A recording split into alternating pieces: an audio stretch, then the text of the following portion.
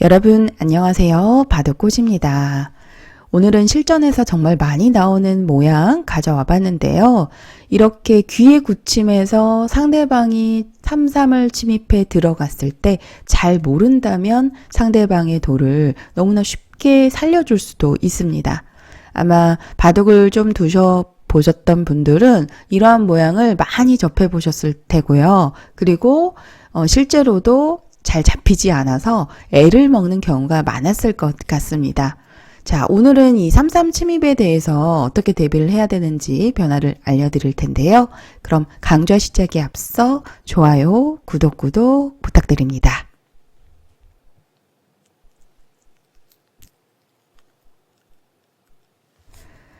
날일자 굳힘 이후에 흙이 입구자를 굳혔을 때는 어느 정도 집의 모양이 좀 갖춰진 형태다라고 알려져 있어요.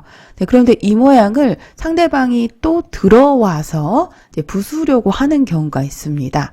자, 이럴 때는 대응법이 중요한데요. 일단 가장 많이 하는 실수로는 손 따라서 받아주는 거예요. 일단 막고 흘러가는 대로 전부 다 받아주다 보면 이 모양에서 패가 일어나게 됩니다. 자, 애초에 흙의 돌이 좀 3개나 놓여있는 그러한 이제 공간에서 수가 났기 때문에 백이 성공이죠. 이렇게 되면 백은 아무 부담이 없지만 흙은 집이 부서지는 상황이기 때문에 실패가 되겠습니다.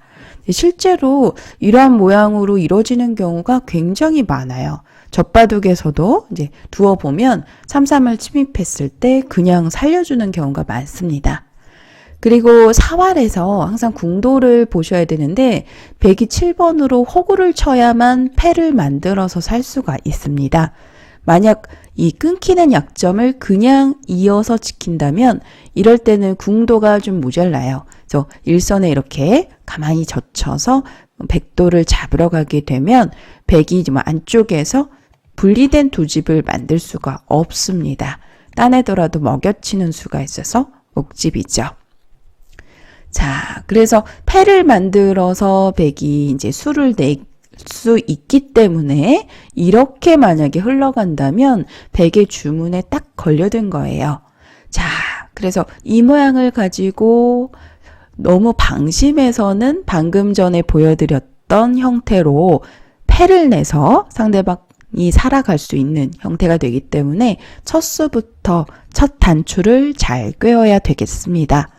자, 일단은 첫 번째 수로 공간이 좀 넓은 쪽을 막고 싶은 장면인데 3선 쪽 막는 수보다는 2선 쪽에서 공략하는 것이 궁도를 줄이는 데는 훨씬 더 효과적이 되겠습니다.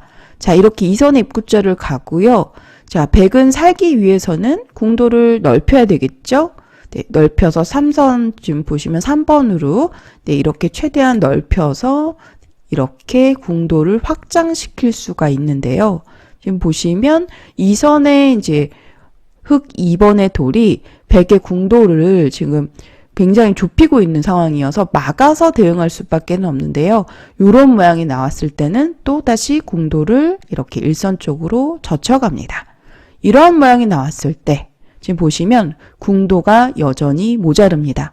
여기서는 손을 댈 필요가 없어요. 이렇게 되면 지금 이 모양을 그냥 육궁으로 계산을 하고요. 육궁은 잡혔습니다. 그래서 흙은 그냥 중앙 쪽에 끊기는 약점 하나를 지켜서 두면 되는 거죠. 안쪽에서 뭐 한 칸을 뛰더라도 치중을 가고 잡으러 갔을 때 잡히는 형태가 되겠습니다. 이러한 형태를 저희가 사활에서 6-4-8생 이야기를 많이 하는데 궁도가 6궁일 때는 잡혔고요. 7궁일 때는 서로 두는 쪽이 잡을 수 있고 또는 살릴 수가 있습니다. 지금은 6궁이기 때문에 백의 궁도가 모자라요. 이곳을 젖혀놓고 치중으로 잡을 수가 있는 형태죠. 자, 그래서 첫 번째 수부터 중요합니다. 1번 3-3 침입을 갔을 때는 손 따라서 받아주시지 마시고요. 2번으로 입구자를 두어가면 상대의 모양을 이렇게 넓혀 오더라도 궁도를 쉽게 줄일 수가 있어서 제압할 수 있는 형태가 되겠습니다. 자, 이 형태를 기억을 하시는데 사실 이 모양은 많이 알려져 있는데 실전에서는 이러한 모양으로 나오지 않고 주변 돌이 조금 달라지는 경우가 많아요. 그래서 주변 배석에 따라서 어떻게 잡으러 가야 되는지 지금부터 설명을 해 드릴 텐데요. 방금 전에 이제 보여드린 변화에서는 그냥 3-3의 돌을 어떻게 하면 깔끔하게 제압할까? 이 수만 고민한다면, 이것만 놓고 고민한다면 방금 전의 변화가 이제 최선이 되겠지만 실제로 주변에서 상대 돌들이 놓임에 따라서는 잡으러 가는 방향이 전혀 달라질 수 있습니다. 예를 들어서 주변에 변에 이런 돌들이 놓여 있는 상황이에요. 이런 상황이라면 흙의 지금 이 선의 입구자가 위험천만한 선택이 될 수 있겠죠. 방금 전에 제가 날일자로 백이 공도를 확장해서 이제 살려고 시도를 해도 자체 사활로는 잡혔다라고 말씀을 드렸는데요. 그런데 지금은 이런 모양으로 진행이 되면 백이 이어서 일단은 끊는 약점을 역습으로 추궁할 수가 있습니다. 이렇게 되면 벌써 흙이 곤란해지는 상황이에요. 단수를 치고 나오는 수를 시도하더라도 약점 때문에 양쪽으로 이렇게 약점이 남아서 흙이 잡으러 가는 데는 굉장히 무리스러운 싸움이 되겠습니다. 그래서 주변 돌의 배석에 따라서 선택을 정말 잘 하셔야 되는데 이 모양을 가지고 그냥 기억을 해서 이렇게 입구자를 가면 잡히는 형태다라고 기억을 하시지 마시고요. 주변에 이렇게 돌들이 놓여 있다면 3-3을 침입할 경우에 어느 정도는 살려줄 수 있다라고 생각을 하시는 게 훨씬 더 좋아요. 이럴 때는 반대편을 그냥 막고 똑같이 진행이 되고 패를 내주더라도 그냥 살려주는 방향으로 두시는 게 훨씬 더 좋습니다.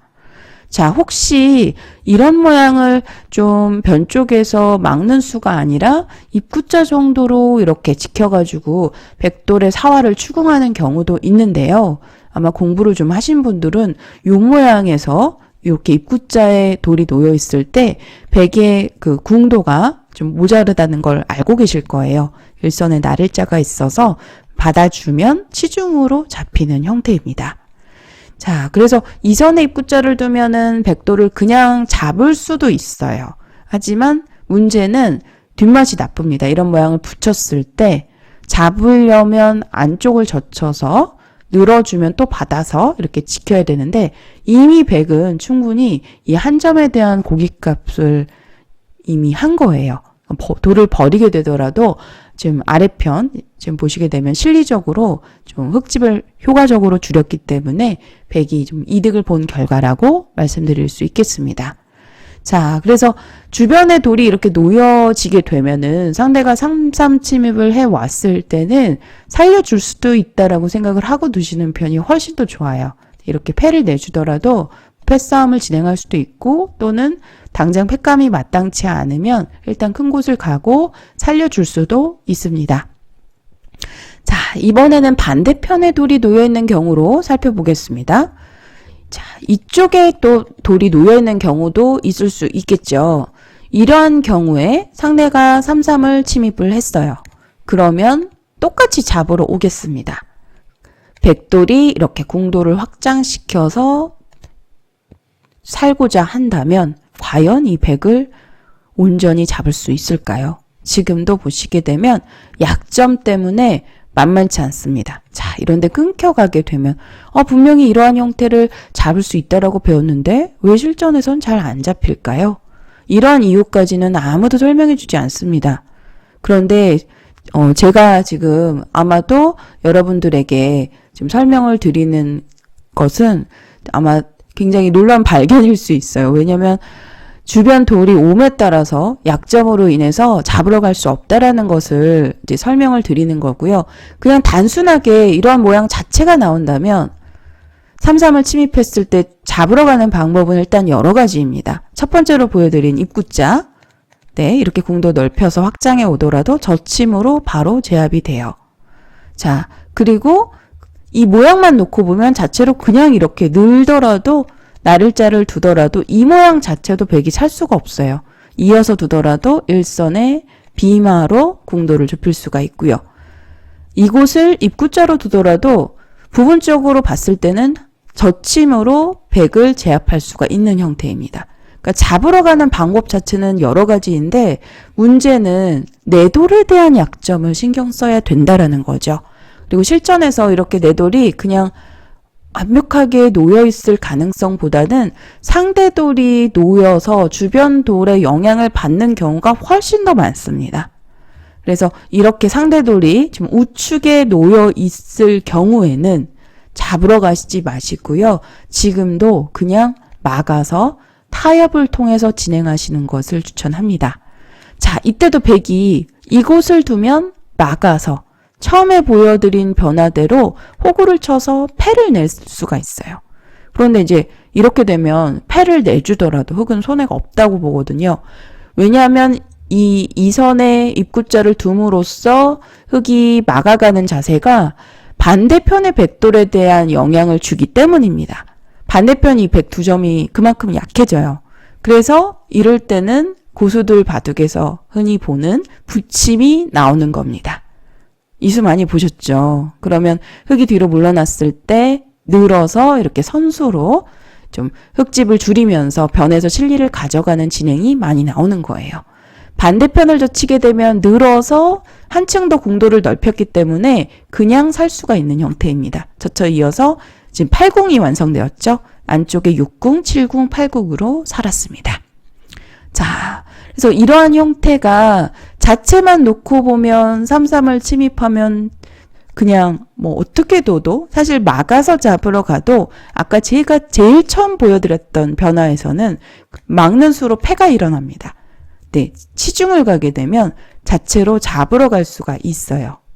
자, 그런데 문제는 주변에 돌이 하나만 놓여 있어도 예를 들어서 이런 자리만 놓여 있어도 백이 늘었을 때 잡으러 가다 보면 오히려 흑돌이 위험해집니다.